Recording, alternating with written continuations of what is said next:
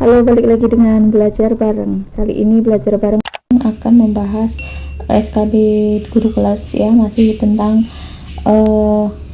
kompetensi pedagogik atau kemampuan guru untuk mendidik ya. Langsung saja kita ke soal nomor 1. Kemampuan bahasa anak belum mulai berkembang.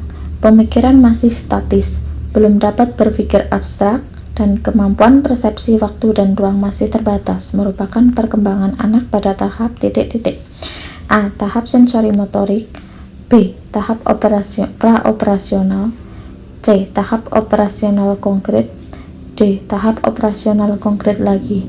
Jadi ada kata kuncinya ya teman-teman. Ini pemikiran masih statis, belum dapat berpikir abstrak, persepsi ini waktu dan ruang ditegaskan masih terbatas. Itu ada pada perkembangan anak pada tahap yang mana? B ya, praoperasional. Lanjut soal nomor 2. Seorang anak dengan kemampuan menggunakan kata ya, kata. Ini ada kata kuncinya.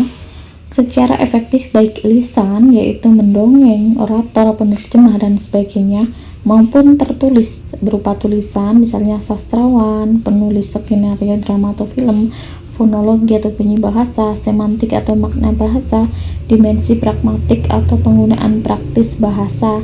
Menurut Howard Gardner, anak tersebut mempunyai kecerdasan A.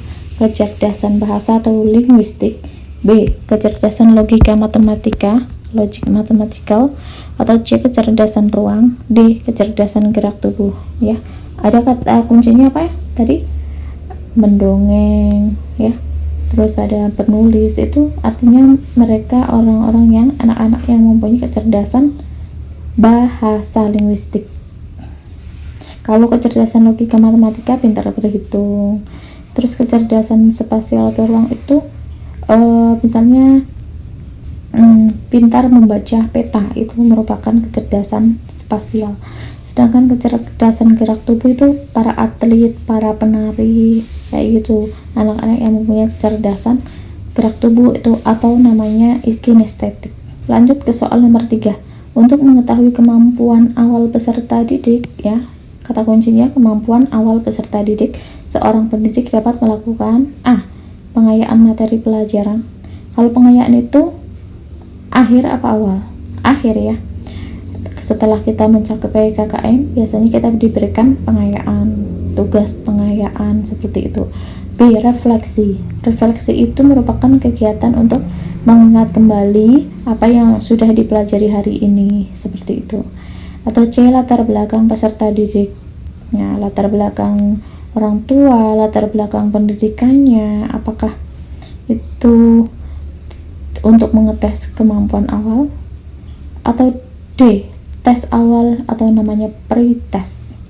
Jawabannya yang lebih pas adalah yang D ya.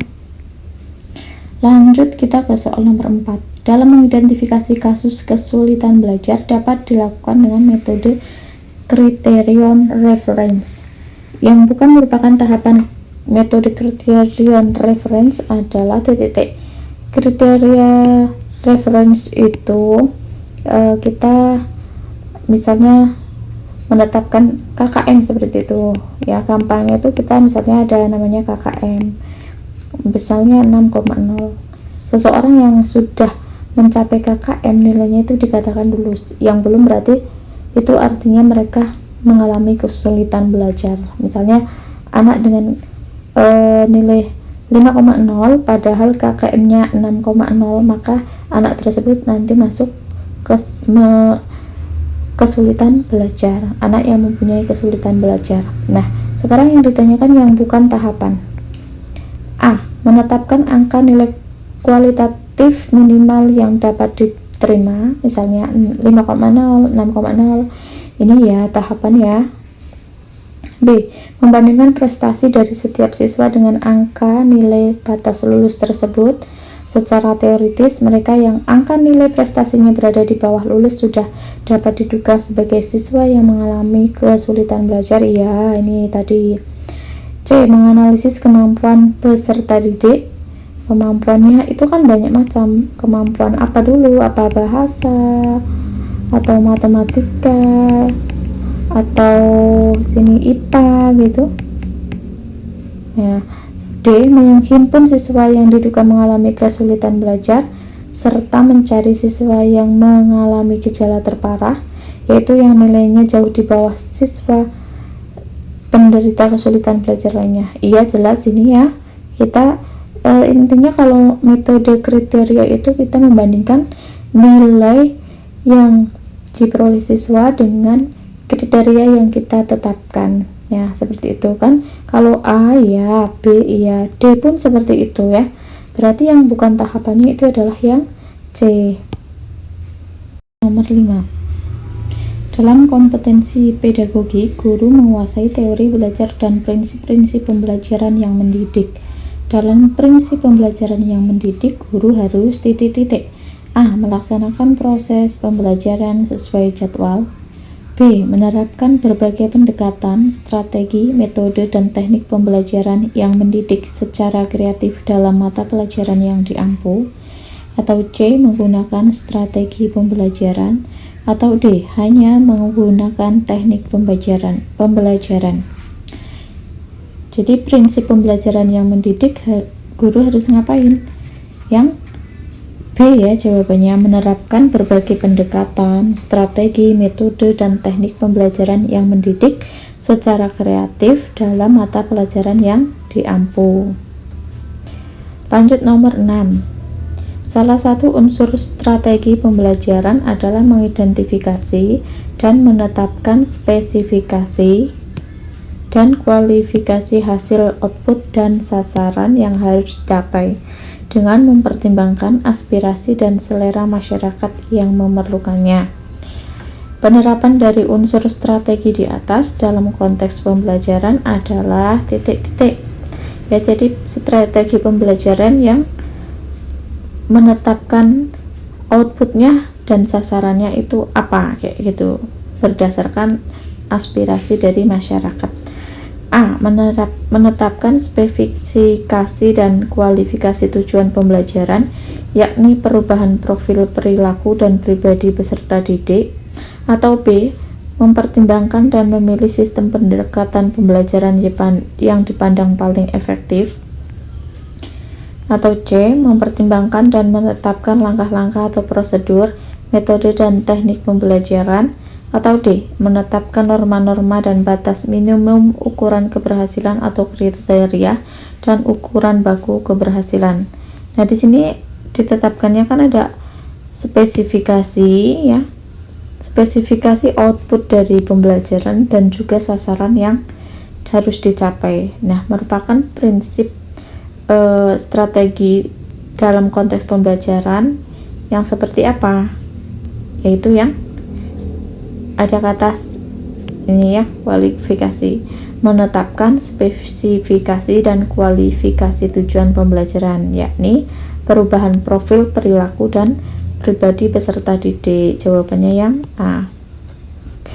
Lanjut ke soal nomor 7. Yang ditekankan di dalam strategi pembelajaran interaktif. Interaktif itu artinya apa?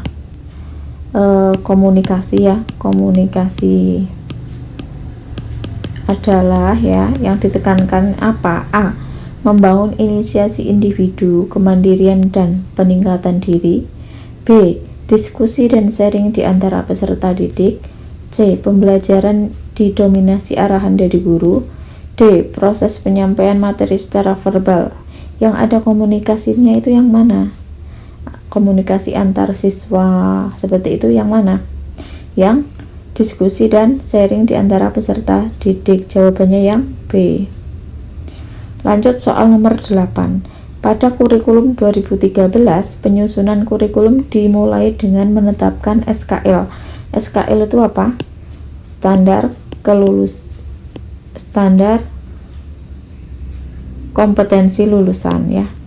K-nya kompetensi, L-nya lulusan. Berdasarkan kesiapan siswa, tujuan pendidikan nasional, dan kebutuhan. Setelah kompetensi ditetapkan, kemudian ditentukan kurikulumnya yang terdiri dari kerangka dasar kurikulum dan struktur kurikulum. Ada beberapa faktor yang harus dikembangkan, antara lain titik-titik. Jadi dalam menetapkan kurikulum itu ada beberapa faktor yang antara lain apa? A. Tantangan internal dan eksternal. B. Responsibility. C. Reinforce. Atau D. Enrich. Jawabannya yang A. Jadi tantangannya itu internal maupun eksternal, dari dalam dan dari luar. Lanjut ke nomor 9, kurikulum 2013, proses pembelajaran menggunakan pendekatan saintifik ya. Apa itu saintifik? A. Kurikulum harus mengandung hal-hal baru sehingga dapat membantu siswa untuk dapat mengembangkan setiap potensi yang dimilikinya. B. Menyeleksi nilai dan budaya, mana yang perlu dipertahankan dan mana yang harus dimiliki oleh siswa. Atau C. Pembelajaran yang mendorong siswa lebih mampu dalam mengamati, menanya, mengumpulkan informasi, mengasosiasi atau menalar dan mengkomunikasikan. Atau D. Mengembangkan kompetensi dasar berdasar pada prinsip akumulatif, saling memperkuat atau reinforce, dan memperkaya enrich antar mata pelajaran. Kalau saintifik itu pengertiannya sendiri adalah pembelajaran yang mendorong siswa lebih mampu mengamati, menanya, mengumpulkan informasi, mengasosiasi atau menalar dan mengkomunikasikan. Jawabannya yang C. Lanjut nomor 10. Pengembangan kurikulum pemangku kepentingan stakeholder dilakukan dengan melibatkan pemangku stakeholder untuk menjamin relevansi pendidikan dengan kebutuhan kehidupan, termasuk di dalamnya kehidupan kemasyarakatan, dunia usaha, dan dunia kerja. Pernyataan tersebut di atas sesuai dengan prinsip pengembangan kurikulum titik-titik.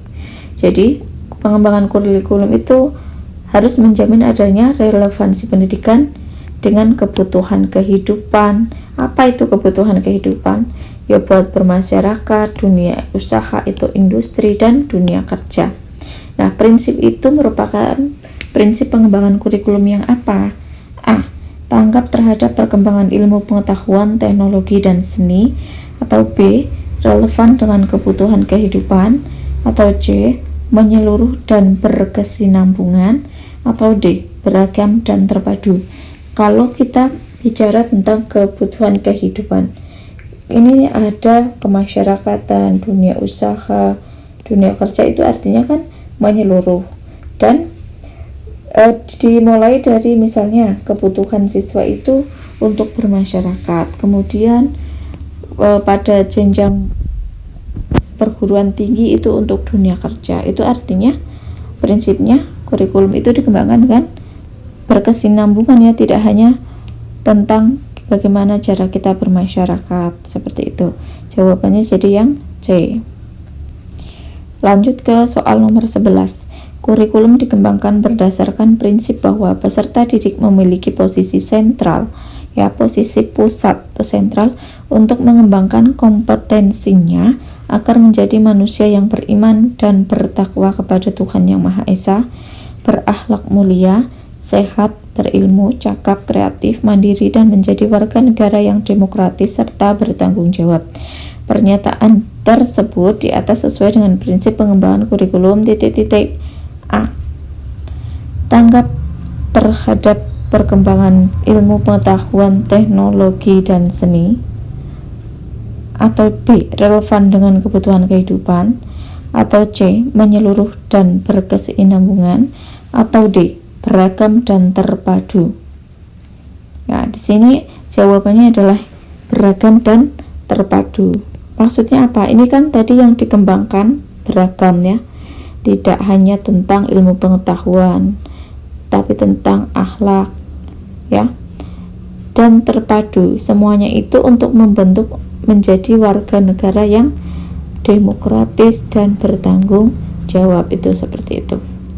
Lanjut soal nomor 12. Upaya guru dalam memberikan kesempatan kepada siswa untuk merefleksikan pengalaman belajar yang telah dialami yang paling optimal adalah dengan cara merefleksikan itu misalnya mengingat-ingat ya.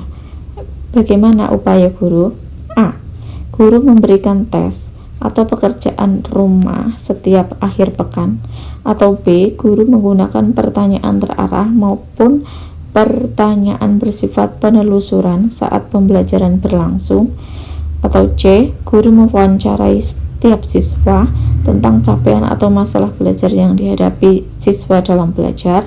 Atau D, guru menugaskan siswa untuk menuliskan kesulitan siswa dalam belajar. Nah, kalau untuk merefleksikan itu lebih efektif yang mana? Guru menggunakan pertanyaan terarah maupun pertanyaan bersifat penelusuran saat pembelajaran berlangsung. Jawabannya yang B. Lanjut nomor 13. Upaya merancang pengayaan bagi peserta didik yang mencapai ketuntasan belajar optimal tampak dalam kegiatan guru sebagai berikut. Nah, ingat ya, pengayaan itu dilakukan ketika misalnya sudah mencapai KKM, kemudian diberikan lagi soal pengayaan yang bagaimana ya. A. Memberikan tambahan materi berupa sumber ajar dari pengarang yang berbeda. Atau B. Memberikan tes tambahan dengan tingkat kesukaran yang lebih tinggi. Atau D. Memberikan tambahan sumber bahan tambahan yang lebih mendalam dan tingkat variasi yang tinggi berikut instrumen tesnya yang sesuai. Atau D. Memberikan tambahan materi berupa sumber ajar dari penerbit yang berbeda. Jadi dalam pengayaan itu tidak sekedar pengarang penerbit yang berbeda, tapi juga tingkatannya itu lebih mendalam, lebih bervariasi. Jadi jawabannya yang paling sesuai adalah yang C.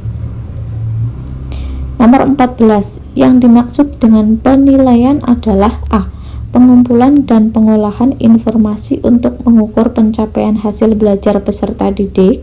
Atau B. Proses yang dilakukan untuk mengambil keputusan berdasarkan evaluasi. Atau C. Membandingkan hasil pengamatan dengan suatu kriteria. Atau D. Proses interaksi antara peserta didik dan pendidik. Penilaian itu apa? Pengumpulan dan pengolahan informasi untuk mengukur pencapaian hasil belajar peserta didik. Jawabannya yang A. Lanjut ke soal nomor 15. Bentuk penilaian yang menghendaki peserta didik menampilkan sikap menggunakan pengetahuan yang diperoleh dalam pembelajaran dalam melaksanakan tugas disebut penilaian. A. Pretest. Pretest itu apa? Di awal ya, awal untuk mengetahui pengetahuan seseorang.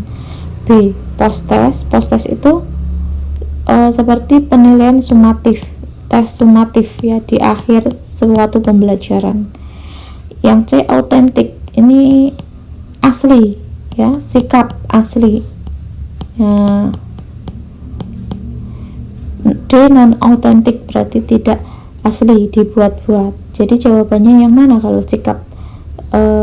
Kita sedang misalnya membuat prakarya, kita dinilai tidak hanya dari hasil prakaryanya, tapi selama kita membuat prakarya itu sikap kita bagaimana, kerjasama kita dalam kelompok itu bagaimana, itu dinilai, itu namanya penilaian autentik. C.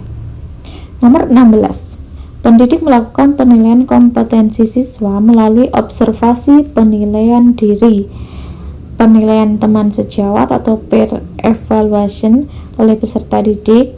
Adapun instrumen yang digunakan dalam penilaian tersebut adalah, kalau misalnya untuk sikap penilaian observasi diri itu pakai apa instrumennya?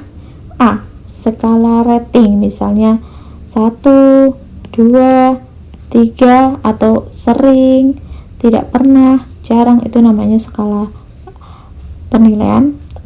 Atau B. Rubrik. Atau C. Jurnal. Jurnal itu bisa catatan, misalnya hari ini pembelajaran tema berapa, kayak seperti itu. Atau D. Soal tes. Tes itu untuk menilai pengetahuan. Jadi untuk sikap observasi diri itu menggunakan skala penilaian ya. Jawabannya yang A. Lanjut nomor 17. Lingkup penilaian hasil belajar mencakup kompetensi, beberapa kompetensi, yaitu ya, penilaian hasil belajar itu yang dinilai kompetensi apa saja? A. Spiritual, sikap. Kalau spiritual sama sikap kan berarti KI 1 sama 2 ya. B. Kompetensi inti, kompetensi dasar, nah, tidak ya. Atau C. Kompetensi spiritual KI 1, sikap sosial itu KI 2, kompetensi keterampilan itu KI 4 ya. Kemudian kompetensi pengetahuan KI 3 ya. Atau D. Kompetensi sikap sosial saja. Jadi kita selama ini pembelajaran di kelas itu yang dilakukan penilaiannya itu ada berapa saja? Ada apa saja? Spiritual, sosial, keterampilan, dan pengetahuan. Jadi jawabannya yang C. Lanjut nomor 18. Aspek yang dinilai dalam pembelajaran matematika sebagai berikut kecuali matematika ya. A. Konsep. Kalau matematika ya konsep harus ada ya. Misalnya pecahan adalah itu titik-titik, itu namanya konsep. B. Menggunakan grafik. Adakah grafik dalam matematika? Ada ya. C. Melakukan prosedur. Prosedur misalnya kita akan mencari FPB dari bilangan 6 dan 12, maka langkah yang dilakukan 1, 2, 3 itu namanya prosedur. Berarti ada. Atau D. Pemecahan masalah dan sikap. Ini tidak ada ya. Jawabannya berarti yang D. Lanjut soal nomor 19. Konsep menyodorkan berbagai situasi kepada siswa dan mendorong siswa untuk menyelidiki, mencari jawabannya adalah konsep dan strategi A. Discovery learning, atau B. Inductive learning, atau C. Inquiry learning, atau D. Cooperative learning. Di sini ada kuncinya. Kata kuncinya itu apa? Menyelidiki, penyelidikan, pembelajaran dengan menyelidiki ya. Itu apa namanya? Inquiry learning. C. Nomor 20. Guru membentuk kelompok-kelompok belajar dan memberikan tugas kepada tiap kelompok. Setiap anggota dari suatu kelompok memberikan tugas dan fungsi tertentu sehingga jika salah satu tidak menjalankan tugasnya, maka pekerjaan tersebut tidak dapat diselesaikan. Karakteristik dari strategi pembelajaran tersebut adalah A. Tugas kelompok, B. Diskusi kelompok kecil, C. Pengajaran langsung atau direct teaching, D. Belajar kooperatif atau cooperative learning. Ya, diingat ya, kelompok memberikan tugas kepada tiap kelompok. Nah, keselesaian dari tugas yang diberikan itu apa? Bergantung pada tugas masing-masing individu dalam kelompok. Artinya ini strategi pembelajaran apa? Tugas kelompok. Jawabannya yang A. Nah, demikian ya teman-teman pembahasan tentang soal pedagogik untuk SKB guru kelas kali ini. Semoga bermanfaat. Jangan lupa klik like, share, and subscribe.